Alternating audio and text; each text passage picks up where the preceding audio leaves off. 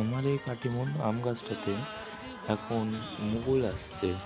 আপনারা দেখতেই পাচ্ছেন যে কি সুন্দর আমার অনেক কিন্তু মুকুল আসছে। এখন মুকুল আসার সময় না, কিন্তু মুকুল আসছে।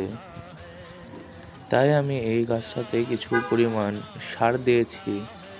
আপনারা এই ভিডিওতে দেখতে পাবেন আমি নিচে গোবর সার ও কিছু সরিষার খোল এবং ভার্মি কম্পোস্ট একসাথে মিশিয়ে কয়েকদিন রেখে দিয়েছিলাম।